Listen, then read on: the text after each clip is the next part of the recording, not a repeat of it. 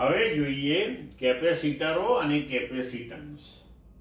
તો કેપેસિટર એટલે શું? તો કેપેસિટર એટલે બે સુવાહકોને એકબીજાથી અલગ કરેલું હોય તેવું તંત્ર છે. એટલે કે બે સુવાહકો ની વચ્ચે અવાહક માધ્યમ હોય છે તેવી રીતે આ બંને સુવાહકોને અલગ કરેલા હોય છે. અને આ જે તંત્ર, આ જે સંરચના તૈયાર થઈ છે તેને કેપેસિટર અથવા તો સંગારક કહેવામાં આવે છે. કેપેસિટર જે છે એ વિદ્યુત ઉર્જાનો સંગ્રહ કરે છે. કેપેસિટર જે આપણે અહીંયા લીધું છે કે જેમાં બે સુવાહકો હોય છે, એ બંને સુવાહકો ઉપર સામાન્ય રીતે વિદ્યુત ભારો જે આપણે પ્રસ્થાપિત કરેલા હોય છે એ એક ઉપર +q અને બીજા ઉપર -q હોય છે. એટલે એક સુવાહકનું વિદ્યુત સ્થિતિમાન ધારો કે V1 છે અને બીજા સુવાહકનું વિદ્યુત સ્થિતિમાન ધારો કે V2 છે. તો આ બે સુવાહકો વચ્ચેનો વિદ્યુત સ્થિતિમાનનો તફાવત જે છે એ V બરાબર V1 - V2 થી રજૂ થાય છે. અને અહીં આ જે રચના તૈયાર થઈ, આ જે તંત્ર બન્યું જેને આપણે કેપેસિટર કહીએ છીએ, એ કેપેસિટર પરનો વિદ્યુત ભાર Q કહેવામાં આવે છે. જો એનો નેટ એટલે કે કુલ વિદ્યુત ભાર આપણે ગણીએ તો આ બંનેનો સરવાળો લઈએ તો એ શૂન્ય થાય. પણ સુવાહક સ્વતંત્ર રીતે વિચારીએ તો QQ વિદ્યુત ભાર ધરાવે છે. એટલે અહીં કહેવાય છે કે કેપેસિટર પરનો વિદ્યુત ભાર Q છે અને કેપેસિટરનું વિદ્યુત સ્થિતિમાનનો તફાવત V છે. હવે આ બે સુવાહકોની વચ્ચે વિદ્યુત ભારોના લીધે કરીને વિદ્યુત ક્ષેત્રનું નિર્માણ થતું હોય છે. અને આ બે સુવાહકોની વચ્ચે જે વિદ્યુત ક્ષેત્રનું નિર્માણ થાય છે એ સ્વાભાવિક છે કે આ જે વિદ્યુત ભાર Q છે તેના મૂલ્યના સમપ્રમાણમાં હોય. જેમ વિદ્યુત ભાર તમે વધારો એમ બે વચ્ચેનું વિદ્યુત ક્ષેત્ર વધારે ને વધારે પ્રબળ બનતું જાય. પણ અહીંયા એક ખાસ વસ્તુ જોવા મળે છે કે આપણે જેમ જેમ અહીંયા વિદ્યુત ભારનું મૂલ્ય વધારતા જઈએ તેમ વિદ્યુત ક્ષેત્ર તો પ્રબળ બનતું જ જાય, સાથે સાથે વિદ્યુત સ્થિતિમાનનો તફાવત પણ મોટો થતો જાય. પણ કોઈ પણ તબક્કે આપણે જોઈ શકીએ છીએ અહીંયા કે Q ભાગ્યા V એટલે કે Q અને V નો ગુણોત્તર જે છે એ હંમેશા અચળ રહે છે. એટલે Q/V ગુણોત્તર જે અચળ રહે છે એ અચળાંકને આ કેપેસિટરનું કેપેસિટન્સ જેને C વડે દર્શાવવામાં આવે છે કહેવામાં આવે છે. બરાબર? તો કેપેસિટન્સ C બરાબર Q/V. ક્લિયર એકદમ? તો આ રીતે આપણે કેપેસિટન્સને રજૂ કરીએ છીએ. હવે આ કેપેસિટન્સ જે છે એ વિદ્યુત ભારના મૂલ્ય કે વિદ્યુત સ્થિતિમાનના તફાવત પર આધારિત નથી.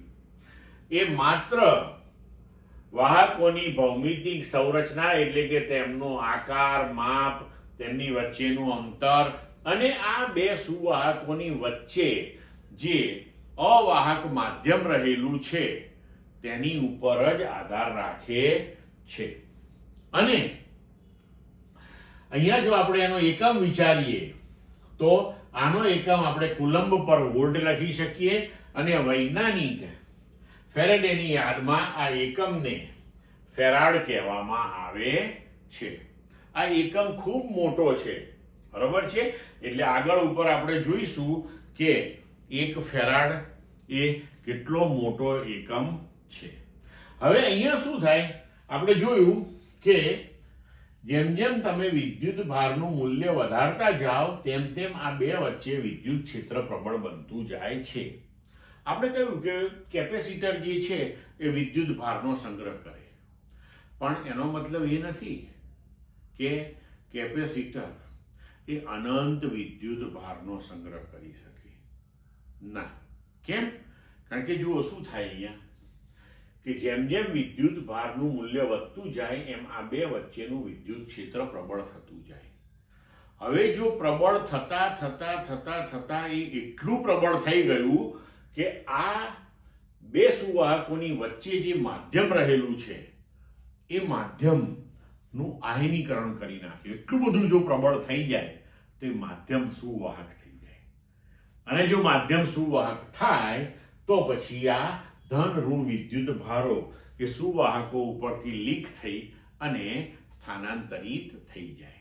એટલે પછી તમે વધારે વિદ્યુત ભારો ત્યાં મૂકી શકો નહીં.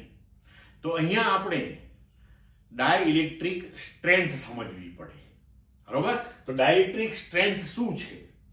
તો ડાયઇલેક્ટ્રિક સ્ટ્રેન્થ, તો ડાયઇલેક્ટ્રિક માધ્યમ બ્રેકડાઉન થયા સિવાય, એટલે એનું આયનીકરણ થઈ જાય, એ સુવાહક બની જાય ત્યારે એનું બ્રેકડાઉન થઈ ગયું કહેવાય.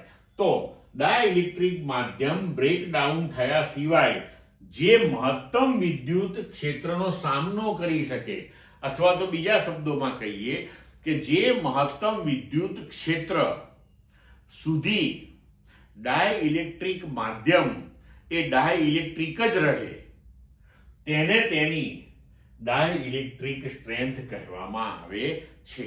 એટલે કે કોઈ પણ ડાયઇલેક્ટ્રિક માધ્યમ તમે જે આ બેની વચ્ચે મૂક્યું હોય એની જે ડાયઇલેક્ટ્રિક સ્ટ્રેન્થ હોય એના કરતા વિદ્યુત ક્ષેત્રની પ્રબળતા જે છે એ આપણે ઓછી રાખવી પડે. એટલો જ વિદ્યુત ભાર તમે કેપેસિટર ઉપર પ્રસ્થાપિત કરી શકો. બરોબર? હવા માટે તેનું મૂલ્ય લગભગ 3 × 10⁶ વોલ્ટ પર મીટર છે. હવે નિશ્ચિત કેપેસિટન્સ ધરાવતું જે કેપેસિટર હોય, કેપેસિટરને જ્યારે આપણે પરિપથમાં જોડીએ ત્યારે એનો જે સંજ્ઞા છે તેને આવી રીતના બે લીટી એકબીજાને સમાંતર અને સરખી લંબાઈની હોય તેવી રીતે દર્શાવવામાં આવે છે. અહીંયા મિત્રો ધ્યાન રાખજો, આ લીટી નાની મોટી ના થઈ જાય. કારણ કે એક લીટી મોટી ને એક લીટી નાની હોય તો એ સંજ્ઞા બેટરીની છે. એટલે ખાસ ધ્યાન રાખવાનું કે બંને લીટીઓ જે સમાંતરે તમે બનાવી છે એ એક્ઝેક્ટ એક સરખી લંબાઈની હોવી જોઈએ. બરોબર? તો નિશ્ચિત કેપેસિટન્સ હોય, એટલે કે કેપેસિટરનું જે કેપેસિટન્સ છે તેનું મૂલ્ય નિશ્ચિત હોય તો તેવું કેપેસિટર જે છે એ આવી રીતે દર્શાવાય છે પરિપથમાં. પણ એવું કેપેસિટર હોય કે જેનું મૂલ્ય પરિપથમાં જોડ્યા પછી તમે બદલી શકતા હોય તો એવું જે ચલિત મૂલ્યવાળું કેપેસિટર છે તેની સંજ્ઞા આવી રીતે મૂકવામાં આવે છે. એટલે કેપેસિટરની સંજ્ઞા તો ખરી જ, પણ તેની ઉપર આવી રીતે એક એરો મૂકવામાં આવે છે જે દર્શાવે છે કે આ જે કેપેસિટર પરિપથમાં લગાવ્યું છે તેનું મૂલ્ય બદલી શકાય તે પ્રકારનું આ કેપેસિટર છે. ક્લિયર મિત્રો?